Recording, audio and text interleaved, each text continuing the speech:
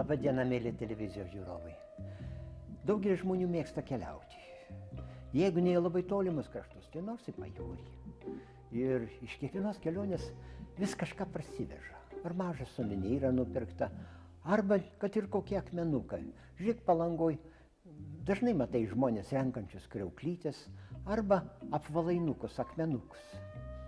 Ir šalia manęs štai sėdi Povilas, vaikinas 4 klasės, kuris su mama labai dažnai pajūrį keliaudamas vis rinkdavo akmenis.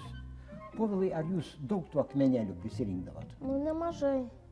Turim įvairių visokių su linijom, su raidėm.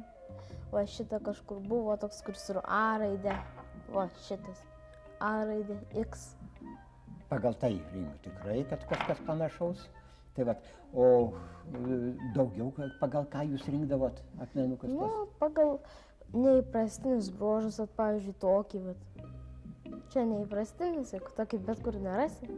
Taip, teisingai. Pavyzdžiui, va tokį, va, kaip velnio pirštas. Rinkdavom ir velnio pirštus. O čia jau tikras velnio pirštas. Velnio pirštas arba perkūno kulka. Čia jau išmirusio gyvūnų liekanos. Sakykit, ar rinkdavot, kuris pasitaikė akmenukas, ar specialiai parinkdavot kažką tai? Nu, kartais, kuris pasitaikė daug, mama kartais nuėdavo ne 10 kilometrų, surinkdavo didelę krūvą akmenų. Namo parėjus visus tokie, kurie nelabai gražus, išmesdavo, atrinkdavo tik gražesnius. Tik gražesnius. Ir įdomesnius kažko tai. Kaip? Tai va, tu apie juos kažką tai gali pasakyti? Kas... Galiu. Nu, o ką? Čia yra plytinis apvalainukas. Sintetinis. Paprasčiausia plytos gabalo dalis. O kodėl tau sudomino tas plytos gabalas? Nes mes tokių neturėjom savo kolekcijai. Taip, Mes tai po kiekvieno dažniausiai turim po biškį. Mes daug turim visokių apvalainukų. Pavyzdžiui, čia su kvarcitu. Pavyzdžiui, čia taškuotas, užpildytas. Taip. Taip, kažko tai sudomino. Povilas manęs prašė paaiškinti, ko verti tie akmenėliai. Atvirai pasakius, prisipažinau, kad aš gi ne geologas, aš negaliu daug ką papasakoti apie tuos apvalainiukus, bet geologai, aš manau, kažką tai įdomaus man papasakoti. Tai štai kodėl aš paprašiau geologijos ir mineralogijos katedros vedėjo Petro Musteikio, kad jis mums papasakoti apie tuos apvalainukus.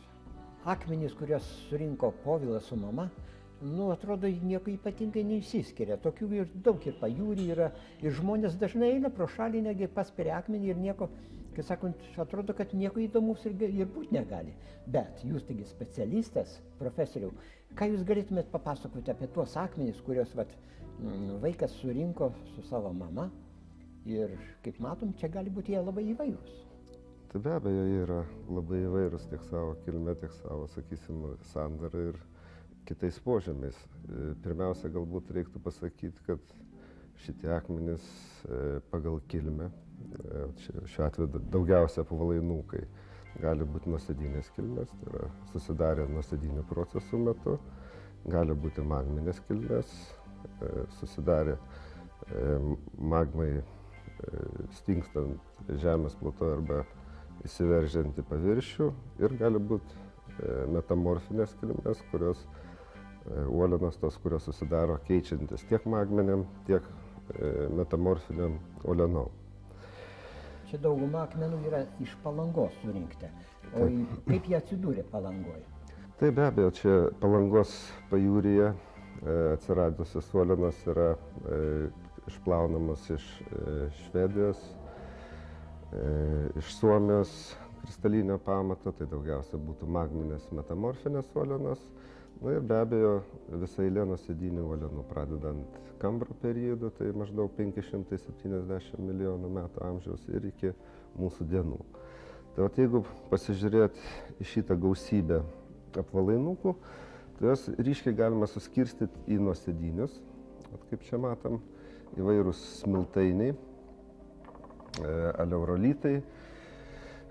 Jų toks įvairus raštas atsiranda dėl cementacijos ypatumų, diagenetinių procesų, tai yra tuo metu, kai nuosėdos virsta uolienomis, susidaro tam tikros reakcinių židiniai, arba vėlesnių procesų metu. Pavyzdžiui, kaip šitas aleurolitas, jis aišku yra jau šiek tiek pakeistas ir įgirdytas chalcedono tirpalais, o plyšiai, būtent šitie tirpalai užpildo tas plyšius, sudarydami tas įvairias gyslutes. Šitą, jeigu mes paimtume, tai yra smiltainio apvalainukas, toks paplokščias, o šitos dėmės yra atsiradusios dėl netolygaus pasiskirstimo cementuojančių tirpalų, arba, sakysim, tai gali būti šiuo atveju hematitas, mineralas geležies hidroksidas, kuris cementuoja šitą smiltainį, ir dėl nevienodų, sakysim, filtracijos savybių, kai tirpalai filtruojasi, gali atsirasti tos dėmės dėl nevienodos cementacijos. Arba, kaip pavyzdžiui, šitam apvalainuke, matosi labai ryškiai tokios bangutės, sluoksneliai, būtent dėl nevienodos koncentracijos cementuojančios medžiagos arba dėl susisluoksniavimo ypatumų. Kita dalis šitų apvalainukų tai yra magminės metamorfinės eilės arba kilmės, galima sakyti. Kaip pavyzdžiui, šitas apvalainukas yra sudarytas, būtent tai yra granito gneisas, kuris slėgio poveikyje išsisluoksniuoja, yra sluoksniuojami tamsus mineralai, kurie duoda tą gneisinę struktūrą, ir šviesus mineralai. Būtent įgyjama tokia sluoksniuota tekstūra šito apvalainuko, ir jisai apzulintas įgauna tokią formą. Aš čia dar iš tokių magminių galima parodyti šitą gneisą, irgi tokia sluoksniuota gneisinė struktūra, tekstūra šitas apvalainuko. Būtent dėl slėgio poveikio vyksta tas įsisluoksniavimas. Yra čia ir, sakysim, jau pakeistų silifikuotų apvalainukų, tai nuosėdinės kilmės gali būti apvalainukai tokie, kurie yra įgirdyti silicio oksido tirpalais ir įgyja tokią įvairų raštą. Bet tai iš principo buvusi nuosėdinė uoliena, kuri yra įgirdyta silicio oksidais.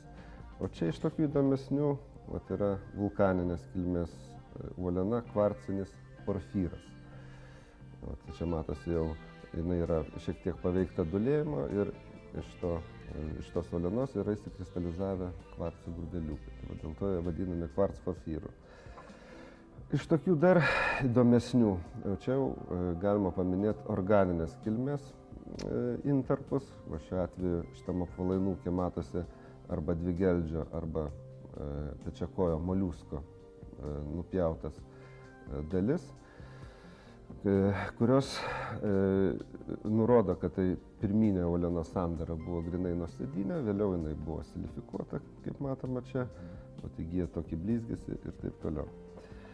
Ir be abejo yra organinės kilmės įvairių radinių, nuosėdų, kurios dažniausiai yra randamos jau nebe, sakysim, paplūdimi, nors ir paplūdimi Palangos galima rasti tokių apzulintų, kaip pavyzdžiui mes čia turim, yra Pintės gabaliukas, greičiausiai tai yra Kreidos periodo. Dar vienas profesorius paduoda irgi Pinties fragmentai, kurie yra kietesni už talpinančias uolienas, ir ardant tas nuosėdinės uolienas, jie yra išplaunami ir apzulinami bangų, nušlifuojami, įgyja tam tikrą formą. Čia mes turėtume koralą arba koralo fragmentą, o čia jau yra dar geriau išlikęs koralas. Čia galima net pasakyti, kad jis yra ko gero Silūro arba Ordoviko periodo, taip vadinamasis Halizytės koralų kolonija, suakmenėjusi, ir čia tarpus yra užpildanti uoliena tą koralą. Be abejo, iš tų suakmenėjusių organinių liekanų, fosilijų, taip vadinamų, įdomiausias ir gražiausias yra aptinkamos tose sluoksniuose, kurios slūgso. Kaip čia aš matau, kaip tik sugrupuota, ir greičiausiai čia yra atėję pas mus iš Papilės apylinkių, tai yra būtent ten, kur išeina jūros dariniai į paviršių. Tai yra dvigeldis moliuskas Trigonėje jūros periodo. Čia vat, mes turim kriauklainį, tai yra pati uoliena yra smiltainis, cementuotas geležingų karbonatingų cementų.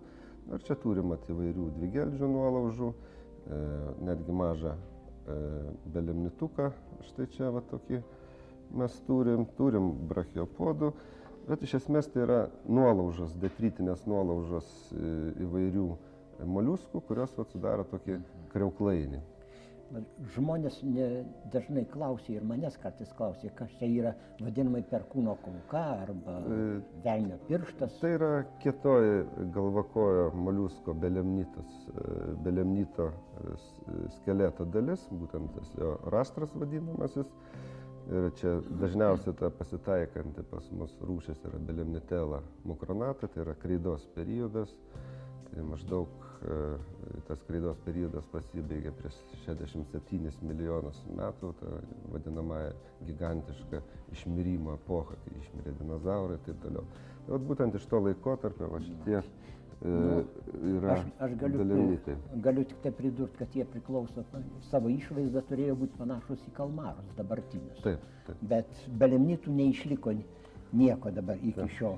O čionai vat ar irgi... Čia vat būtent irgi iš jūros periodo ir Papilės apylinkėse jos gana dažnas yra dvigeldis moliuskas, greičiausia natika genties galbūt, aš dabar tiksliai negalėčiau pasakyti, reiktų pasižiūrėti apibūdintus. Povilo, kaip sakant, surastas labai gražus moliuskas. Čia irgi iš to paties periodo yra pilvakojas moliuskas, gastropodas, taip vadinamasis.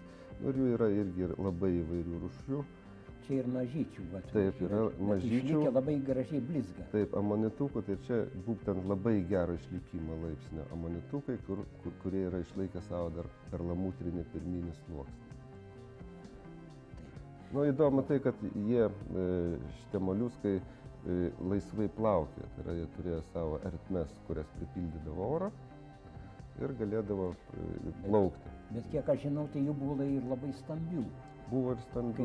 Kaip vežimo ratai beveik. Jo, yra iki metro kartais, aš netgi, sakyčiau, esu matęs Senckenbergo muziejuje 2,5 metrų skersmens amonitą. Profesoriau, štai iš Karakumo dykumos, tiesiog dykumoje rasti fragmentai, va štai matot kokie. Taip, tai čia tai yra įdomus fragmentai, buvo tokie gyvūnai vadinami jūrų lelijomis. Va čia jų stiebelio kaip tik yra fragmentai, va čia matosi va ta vidinė jų sandara. Tai jie augo tokie, iki 1,2 metrų maždaug virš jūros dugno, turėjo tokį kaušelį labai gražų ir pagal tą savo formą yra pavadinti liaudiškai jūrų lelijomis. Jūrų lelijos ir dabar gyvena, bet man tik tai įdomu, kaip Karakumų dykumoje atsidūrė štai šitas. Karakumų dykuma, mezozojaus era ir dar galbūt paleozojaus dalinai vėlyvojo paleozojaus eroje buvo užlieta jūros ir to jūroje būtent gyvena šitie organizmai. Nu kągi, norėčiau labai padėkoti profesoriui, kaip sakant, už tokią informaciją įdomią yra. Ir mėly televizijos žiūrovai, iki kito karto.